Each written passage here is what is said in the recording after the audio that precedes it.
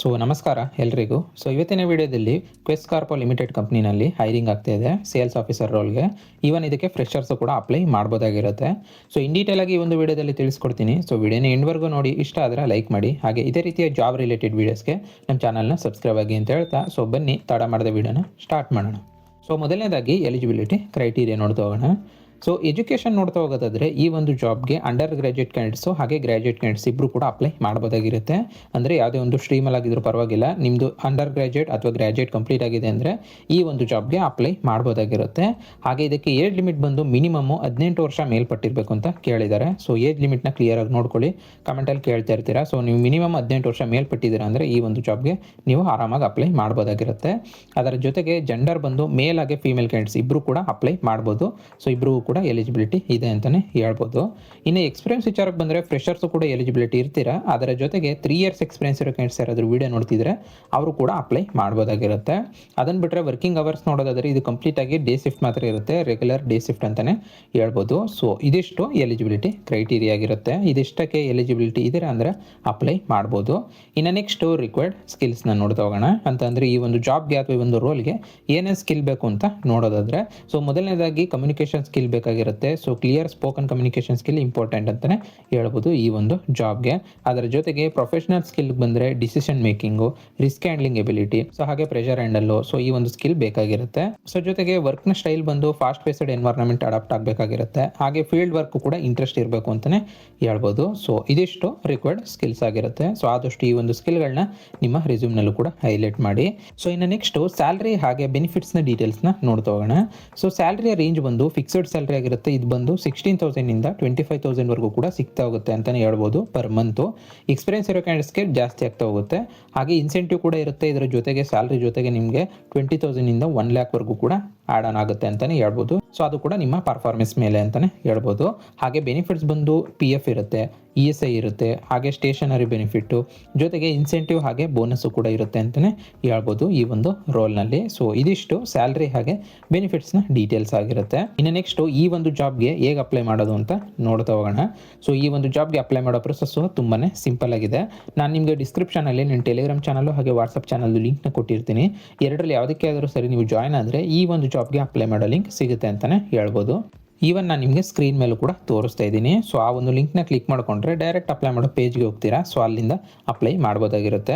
ಇಲ್ಲ ಅಂತಂದರೆ official page ಕೂಡ ಇದೆ. ಅಫಿಷಿಯಲ್ ಪೇಜ್ದು ಕೂಡ ಲಿಂಕ್ನ ಡಿಸ್ಕ್ರಿಪ್ಷನಲ್ಲಿ ಕೊಟ್ಟಿರ್ತೀನಿ. ಇಲ್ಲ ಅಂದರೆ ನೀವೇ ಹೋಗಿ ಗೂಗಲಲ್ಲೂ ಕೂಡ ಸರ್ಚ್ ಮಾಡ್ಬೋದು. ಸೊ ಅದಾದ ನಂತರ ಸರ್ಚ್ನಲ್ಲಿ ಸೇಲ್ಸ್ ಆಫೀಸರ್ ಅಂತ ಸರ್ಚ್ ಮಾಡಿಕೊಂಡು ಅದಾದ ನಂತರ ಅಪ್ಲಿಕೇಶನ್ ಓಪನ್ ಆಗುತ್ತೆ. ಸೊ ಅದನ್ನು ಕ್ಲೀನಾಗಿ ಫಿಲ್ ಮಾಡಬೇಕಾಗಿರುತ್ತೆ. ಏನೇನು ಡೀಟೇಲ್ಸ್ ಕೇಳಿರ್ತಾರೆ ಅದನ್ನು. ಅದರ ಜೊತೆಗೆ ನಿಮ್ಮ ರೆಸ್ಯೂಮ್ನು ಕೂಡ ಅಪ್ಲೋಡ್ ಮಾಡಬೇಕಾಗಿರುತ್ತೆ, ಅಪ್ಡೇಟೆಡ್ ರೆಸ್ಯೂಮ್ನ. ಅಂದರೆ ಈ ಒಂದು ಜಾಬ್ನ ಡಿಸ್ಕ್ರಿಪ್ಷನ್ ಏನಿದೆಯೋ ಅದಕ್ಕೆ ತಕ್ಕ ಹಾಗೆ ನಿಮ್ಮ ರೆಸ್ಯೂಮ್ನ ರೆಡಿ ಮಾಡಿ ಇಟ್ಕೊಂಡು ಆ ಒಂದು ರೆಸ್ಯೂಮ್ನು ಕೂಡ ನೀವು ಅಪ್ಲೋಡ್ ಮಾಡ್ಬೋದಾಗಿರುತ್ತೆ. ಅದಾದ ನಂತರ ನೀವು ಸಬ್ಮಿಟ್ ಮಾಡಿದ್ದೀರಾ ಅಂತಂದರೆ ನೀವೇನಾದರೂ ಶಾರ್ಟ್ ಲಿಸ್ಟ್ ಆದರೆ ನಿಮಗೆ ವಿತಿನ್ 2 ಡೇಸಲ್ಲೇ ಅವ್ರ ಕಡೆಯಿಂದ ರಿಪ್ಲೈ ಬರುತ್ತೆ ಅಂತಲೇ ಹೇಳ್ಬೋದು. ಸೊ ಇದಿಷ್ಟು ಅಪ್ಲೈ ಮಾಡೋ ಪ್ರೊಸೆಸ್ಸು. ಅಪ್ಲೈ ಮಾಡೋ ಪ್ರೊಸೆಸ್ನಲ್ಲಿ ಯಾವುದೇ ರೀತಿ ಡೌಟ್ಸ್ ಇತ್ತು ಅಂತಂದರೆ ಕಮೆಂಟ್ ಮಾಡಿ. ಇನ್ನು ನೆಕ್ಸ್ಟು ಕೆರಿಯರ್ ಗ್ರೋತ್ನ ನೋಡ್ತಾ ಹೋಗೋಣ. ಅಂತಂದರೆ ಸೇಲ್ಸ್ ಆಫೀಸರಿಂದ ಸ್ಟಾರ್ಟ್ ಮಾಡಿದ್ದೀರಾ ಅಂತಂದರೆ ನೀವು senior sales officer, relationship manager, branch sales manager, banking operations ರೋಲ್ಸ್ಗೂ ಕೂಡ ನಿಮಗೆ ಪ್ರಮೋಷನ್ ಸಿಗ್ತಾ ಹೋಗುತ್ತೆ. ಅದು ಕೂಡ ವಿತಿನ್ 1 to 2 ಇಯರ್ಸಲ್ಲಿನೇ ನಿಮ್ಮ ಪರ್ಫಾರ್ಮೆನ್ಸ್ ಮೇಲೆ ಡಿಪೆಂಡ್ ಆಗಿರುತ್ತೆ ಅಂತಲೇ ಹೇಳ್ಬೋದು. ಸೊ ಇದು ಕೆರಿಯರ್ ಗ್ರೋತ್ನ ಡೀಟೇಲ್ಸ್ ಆಗಿರುತ್ತೆ. ಇನ್ನು ನೆಕ್ಸ್ಟು ಇಂಟರ್ವ್ಯೂನ ಪ್ರೊಸೆಸ್ ನೋಡ್ತಾ ಹೋಗೋಣ. ಅಂತಂದರೆ ಇಂಟರ್ವ್ಯೂ ಯಾವ್ಯಾವ ರೌಂಡ್ಸಲ್ಲಿ ನಡೆಯುತ್ತೆ ಅಂತ ನೋಡೋದಾದರೆ, ಮೊದಲನೇ ರೌಂಡ್ ಬಂದು ರೆಸ್ಯೂಮ್ ಶಾರ್ಟ್ ಲಿಸ್ಟಿಂಗ್ ಆಗುತ್ತೆ. ಇದಾದ ನಂತರ ಸೆಕೆಂಡ್ ರೌಂಡು ಟೆಕ್ನಿಕಲ್ ಅಥವಾ HR ಇಂಟರ್ವ್ಯೂ ಬರುತ್ತೆ. ಇದಾದ ನಂತರ ಮೂರನೇ ರೌಂಡು ಕ್ಲೈಂಟ್ ಅಥವಾ ಬ್ಯಾಂಕ್ ಇಂಟರ್ವ್ಯೂ ನಡೆಯುತ್ತೆ ಅಂತಲೇ ಹೇಳ್ಬೋದು. ಸೊ ಇದಾದ ನಂತರ ಲಾಸ್ಟ್ ರೌಂಡಲ್ಲಿ ಆಫರ್ ಲೆಟರ್ನ ಪ್ರೊವೈಡ್ ಮಾಡ್ತಾರೆ ಅಂತಲೇ ಹೇಳ್ಬೋದು. ಸೊ ಇಂಪಾರ್ಟೆಂಟ್ ಏನಂದರೆ ಇದಕ್ಕೆ ಯಾವುದೇ ರೀತಿಯ ಕೂಡ ರಿಜಿಸ್ಟ್ರೇಷನ್ ಫೀಸ್ ಇರೋದಿಲ್ಲ, ಹಾಗೆ ಪ್ಲೇಸ್ಮೆಂಟ್ ಚಾರ್ಜಸ್ಸು ಕೂಡ ಇರೋದಿಲ್ಲ. ಕಂಪ್ಲೀಟಾಗಿ ಫ್ರೀ ಆಗಿರುತ್ತೆ. ಸೊ ನೀವು ಈಸಿಯಾಗಿ ಅಪ್ಲೈ ಮಾಡ್ಬೋದು ಅಂತಲೇ ಹೇಳ್ಬೋದು. ಸೊ ಹಾಗೆ ಇಂಟರ್ವ್ಯೂಲ್ಲಿ ಕೇಳೋ ಕಾಮನ್ ಕ್ವಶನ್ಸ್ನ ಅಥವಾ ಸ್ಯಾಂಪಲ್ ಕ್ವಶನ್ಸ್ನ ನಾನು ನಿಮಗೆ ಸ್ಕ್ರೀನ್ ಮೇಲೂ ಕೂಡ ತೋರಿಸ್ತಾ ಇದ್ದೀನಿ. ಸೊ ಈ ಥರ ಕ್ವಶನ್ಸ್ಗೆ ನೀವು ಪ್ರಿಪೇರ್ ಆಗಿ ಹೋಗ್ಬೋದು ಅಂತಲೇ ಹೇಳ್ಬೋದು. ಈವನ್ ನಿಮಗೆ ಗೂಗಲಲ್ಲೂ ಕೂಡ ತುಂಬ ವೆಬ್ಸೈಟ್ಸ್ ಇದೆ. ಸೊ ಅಲ್ಲೂ ಕೂಡ ಸಿಗುತ್ತೆ. ಸೊ ಅಲ್ಲಿಂದ ಕೂಡ ಬೇಕಾದರೆ ಪ್ರಾಕ್ಟೀಸ್ ಮಾಡ್ಕೋಬೋದಾಗಿರುತ್ತೆ. ಸೊ ಇದಿಷ್ಟು ಇಂಟರ್ವ್ಯೂನ ಪ್ರೊಸೆಸ್ಸು. ಇನ್ನು ನೆಕ್ಸ್ಟು ಪ್ರಿಪ್ರೇಷನ್ ಟಿಪ್ಸ್ನ ನೋಡ್ತಾ ಹೋಗೋಣ. ಅಂತಂದರೆ ಈ ಒಂದು ಇಂಟರ್ವ್ಯೂನ ನೀವು ಕ್ರ್ಯಾಕ್ ಮಾಡೋಕ್ಕೆ ಏನೇನು ಸ್ಟೆಪ್ಸ್ನ ಫಾಲೋ ಮಾಡ್ಕೋಬೇಕು ಅಂತ ತಿಳಿಸ್ಕೊಡ್ತೀನಿ. ಸೊ ಮೊದಲನೇದಾಗಿ ಆದಷ್ಟು ಇಂಪ್ರೂವ್ ಮಾಡ್ಕೊಳ್ಳಿ ಕಮ್ಯುನಿಕೇಷನ್ ಸ್ಕಿಲ್ನ. ಸ್ಕಿಲ್ನ, ಬಿಕಾಸ್ ಈ ಒಂದು ಜಾಬ್ಗೆ ಕಮ್ಯುನಿಕೇಷನ್ ಸ್ಕಿಲ್ ಇಂಪಾರ್ಟೆಂಟ್ ಅಂತಲೇ ಹೇಳ್ಬೋದು. ಅದರ ಜೊತೆಗೆ ಬೇಸಿಕ್ ಬ್ಯಾಂಕಿಂಗ್ ಪ್ರಾಡಕ್ಟ್ಸ್ನ ತಿಳ್ಕೊಂಡಿರಿ, ಹಾಗೆ ಕಸ್ಟಮರ್ ಹ್ಯಾಂಡ್ಲಿಂಗ್ ಸ್ಕಿಲ್ನ ಕೂಡ ಪ್ರಾಕ್ಟೀಸ್ ಮಾಡ್ಕೊಳ್ಳಿ. ಸೊ ಜೊತೆಗೆ ಕಾನ್ಫಿಡೆಂಟ್ ಇಂಟ್ರೊಡಕ್ಷನ್ ಕೊಡೋದನ್ನು ಕೂಡ ನೀವು ಪ್ರಾಕ್ಟೀಸ್ ಮಾಡ್ಕೊಳ್ಳಿ. ಹಾಗೆ ಟಾರ್ಗೆಟ್ ಓರಿಯೆಂಟೆಡ್ ಮೈಂಡ್ಸೆಟ್ ಕೂಡ ನಿಮ್ಮಲ್ಲಿ ಇರಬೇಕು ಅಂತಲೇ ಹೇಳ್ಬೋದು, ಪರ್ಟಿಕ್ಯುಲರ್ ಈ ಒಂದು ಜಾಬ್ಗೆ. ಸೊ ಇದಿಷ್ಟು ಪ್ರಿಪ್ರೇಷನ್ನ ಟಿಪ್ಸ್ ಆಗಿರುತ್ತೆ. ಇನ್ನು ನೆಕ್ಸ್ಟು ಫೈನಲ್ ರೀಕ್ಯಾಪ್ನ ನೋಡ್ತಾ ಹೋಗೋಣ. ಅಂತಂದರೆ ಓವರಾಲ್ ಆಗಿ ಈ ಒಂದು ಜಾಬ್ನ ಕಂಪ್ಲೀಟ್ ಡೀಟೇಲ್ಸು ನಿಮಗೆ ಈ ಒಂದು ರೀಕ್ಯಾಪ್ ಮೂಲಕ ಸಿಗುತ್ತೆ ಅಂತಲೇ ಹೇಳ್ಬೋದು. ಸೊ ಕಂಪ್ನಿ ನೇಮ್ ಬಂದು ಕ್ಯೂಸ್ ಕಾರ್ಪೊ ಲಿಮಿಟೆಡ್ ಆಗಿರುತ್ತೆ. ರೋಲ್ ಬಂದು ಸೇಲ್ಸ್ ಆಫೀಸರು, ಹಾಗೆ ಕ್ಲೈಂಟ್ ಬಂದು ಪಬ್ಲಿಕ್ ಸೆಕ್ಟರ್ ಬ್ಯಾಂಕ್ ಆಗಿರುತ್ತೆ.